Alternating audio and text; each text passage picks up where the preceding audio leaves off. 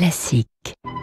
7h30, 9h, la matinale de Radio Classique avec Renaud Blanc.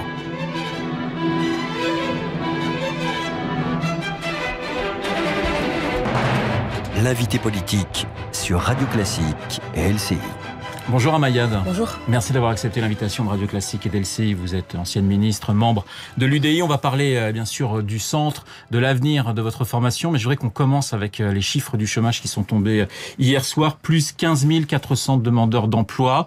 On a franchi la barre symbolique des 3 500 000 chômeurs. Votre commentaire ?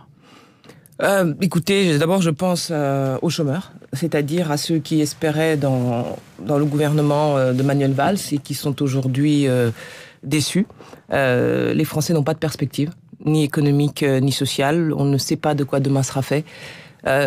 Évidemment, il faut être juste et regarder la réalité en face, à savoir que cela fait 30 ans que ce chômage de masse dure, frappe notre pays plus que tout autre pays européen.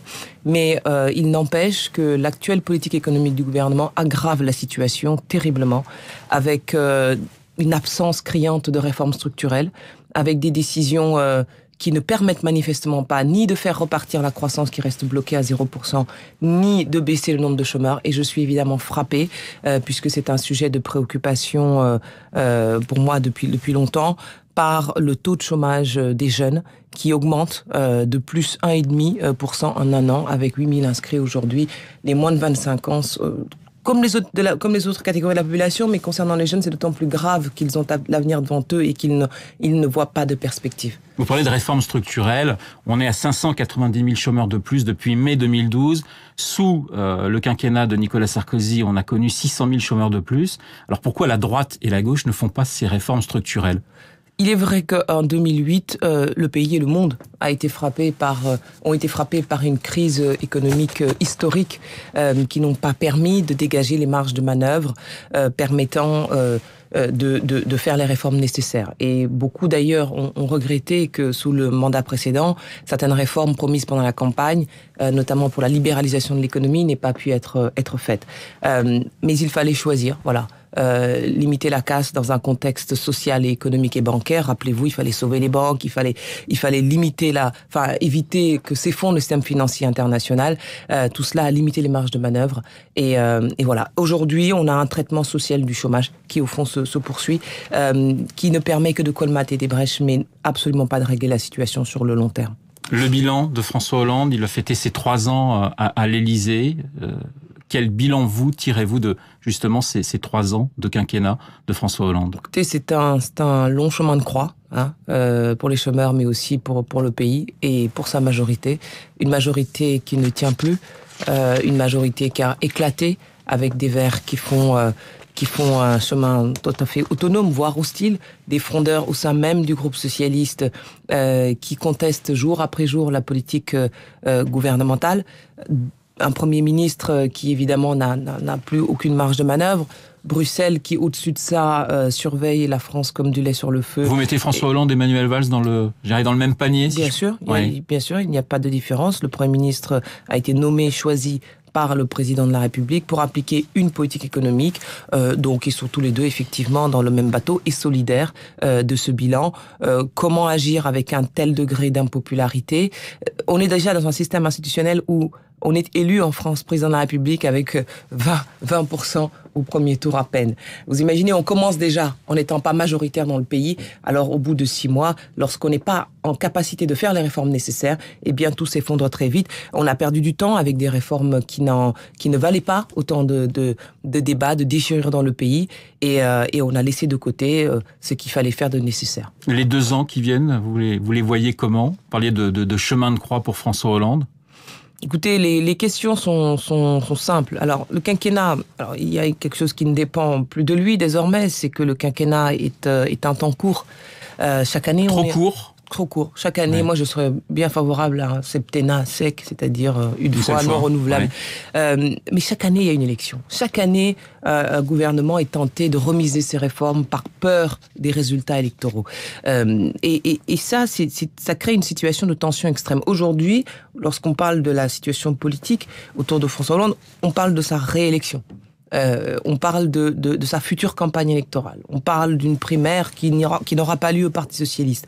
On voit bien déjà que le quinquennat est derrière nous. Bien sûr, il est le sortant, et donc bonne chance à celui qui, au Parti socialiste, osera contester le sortant.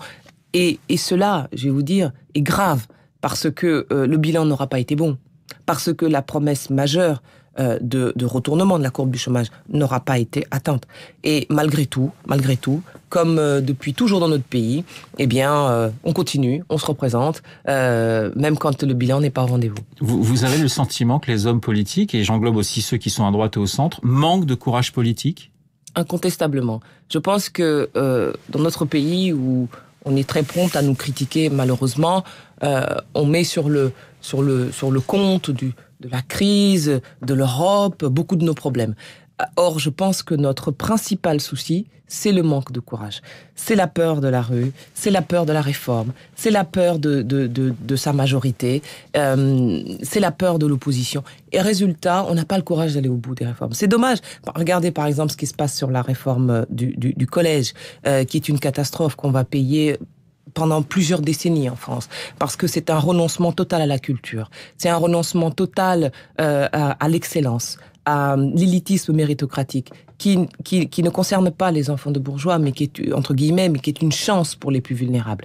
Regardez le temps qu'on a perdu sur les rythmes scolaires. Je ne parle que de l'éducation. Regardez le temps qu'on a perdu sur la réforme des retraites, qui n'a pas été faite, sur la formation professionnelle, sur l'organisation du système syndical, du dialogue social. Tout cela aurait pu faire l'objet de réformes en profondeur, l'organisation du temps de travail.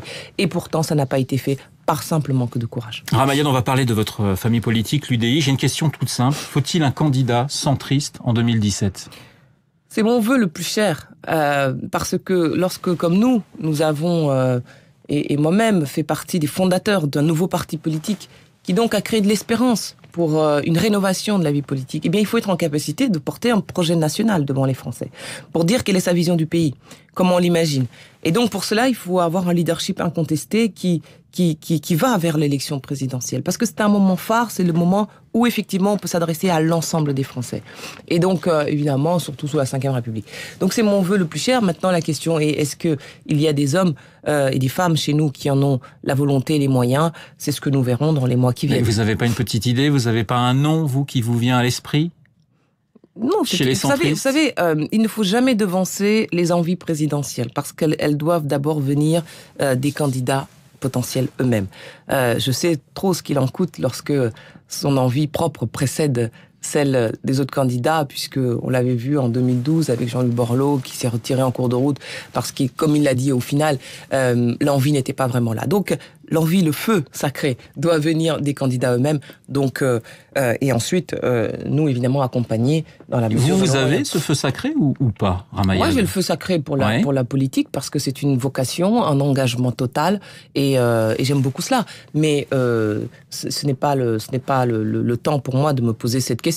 Il y a aujourd'hui des personnalités au centre qui ont déjà été candidats ou qui rêvent de pouvoir l'être assez tôt, et donc on aimerait savoir ce qu'il en est. D'ailleurs, tous les militants UDI aimeraient savoir ce qu'il en est, parce que ce genre de choses ne s'improvise pas. Et vous pensez à qui quand vous dites qu'il y a des noms ? Vous pensez à qui ? Je sais pas, on parle de gens qui veulent participer à la primaire avec le président de l'UDI, comme Jean-Christophe Lagarde ou Hervé Morin ou tant d'autres. Mais la primaire, c'est-à-dire la primaire souhaitée par Nicolas Sarkozy, qui aimerait qu'un candidat centriste fasse partie de cette primaire. Ça, oui. Vous n'en voulez pas, vous ? Moi, je trouve qu'avant de se poser cette question, il faudrait d'abord que nous soyons, que nous parlions français. Je veux dire, c'est la primaire UMP, ou alors il faut participer à l'organisation, mais on ne peut pas comme ça arriver 6 mois avant l'élection présidentielle et dire nous allons faire la primaire. Il faut une méthode. Et donc, moi, j'aimerais beaucoup connaître les envies des uns et des autres. Et maintenant, pas dans 6 mois, parce que on se demande ce qui se passe en attendant. Certains disent oui, d'autres non, ça approfondit les divisions entre les uns et les autres. Donc je ne pense que ce n'est pas une bonne solution d'attendre. Je pense qu'il faut aujourd'hui se poser la question, et après... Maintenant, et pas au printemps 2016, comme le demande Jean-Christophe Lagarde, c'est beaucoup trop tard. Je pense qu'en 2016, c'est trop tard. Je pense que c'est maintenant que la question doit être posée, et surtout qu'on ne nous maintienne pas dans des illusions. qu'on fasse pas semblant d'avoir un candidat à la présidentielle si on n'est pas capable de l'avoir. Parce que ça créera des déceptions dans le peuple militant du centre. Et ça, c'est pas possible. Voilà. Donc, moi, ce que je souhaite, c'est que on soit très clair. Alors, vous parliez qu'il y a beaucoup d'élections en France, des élections chaque année. Cette année, il y a même 2 élections. Il y aura des élections régionales. En Île-de-France, Chantal Jouanneau sera la candidate. Est-ce qu'il y a un problème, Ramayad, Chantal Jouanneau? Non, absolument pas. Non. Moi, j'ai candidaté pour être tête de liste. Je ne le suis pas. C'est classique dans une vie politique. Vote interne de l'UDI qui a préféré Chantal Jouanneau. Et donc, voilà. Vous avez formulé pas mal de critiques en disant que vous n'étiez pas sûr qu'elle puisse aller jusqu'au bout, qu'elle ne savait pas exactement comment se positionner justement avec une alliance possible avec l'UMP. Non, c'est un constat. C'est un constat. C'est un débat qui existe au sein de l'UDI, auquel d'ailleurs je n'ai pas franchement envie de me mêler, sauf que vous me posez des questions. Donc vous serez candidate dans les Hauts-de-Seine pour ces régionales. Tout à fait, je suis conseillère régionale sortante, élue dans les Hauts-de-Seine, et c'est mon seul mandat, donc je ne fais pas partie de ceux qui cumulent, et donc de ce fait, il me semble logique, quand on est un responsable politique, d'avoir et de se contenter d'un mandat, et ce n'est pas trop. On me reprocherait même l'inverse. Mais je pense que, encore une fois, comme disait Jean-Luc Bourlange ce week-end, un parti politique, surtout lorsqu'il vient de naître, on a 3 ans d'existence, eh bien, il faut choisir entre la conquête du pouvoir et la poire. Moi, je pense que l'Île-de-France est largement gagnable pour l'opposition francilienne à laquelle j'appartiens. Et donc, il faut savoir ce qu'on veut. Est-ce qu'on veut gagner l'Île-de-France ou est-ce qu'on veut servir d'appoint? Voilà. Donc, mon idéal... En 5 secondes, c'est plutôt une alliance avec Valérie Pécresse. Mon idéal, oui. Non. Mon idéal, c'est on porte une candidature jusqu'au bout, de manière autonome, pour présenter notre projet aux Franciliens. La question qui est posée aujourd'hui, pas par moi, mais par Maurice Leroy, par Philippe Vigier, par d'autres personnalités qui se sont exprimées depuis plusieurs semaines à ce sujet, donc ce n'est pas moi qui ouvre le débat. Au contraire, je suis restée très sereine et très loin de tout ça pendant des semaines, voire des mois. La question qui est posée, c'est est-ce qu'on en a les moyens? Donc pour ça, mon idéal, et ce sont vraiment un idéal de bienveillance. Avec votre idéal. Il faudrait une alliance avec le centre du MoDem. On ne peut pas avoir des centres éclatés. Il faut un projet pour les Franciliens et non pas attendre que les militants vous en donnent un. Il faut, à mon avis, toujours une capacité à se distinguer aussi de l'UMP. Si on n'a pas ça, et de rassembler son camp. Si on n'a pas ça, effectivement, ça sert à rien d'attendre. Dans ce cas-là, faut suivre les conseils de Maurice Leroy, Philippe Vigier et aller faire alliance avec l'UMP, parce que sinon, on peut pas dire on est autonome et puis on va faire alliance. Les gens comprennent pas. Merci beaucoup, Ramayad, d'avoir répondu à mes questions, d'avoir été l'invité de Radio Classique et d'LCI.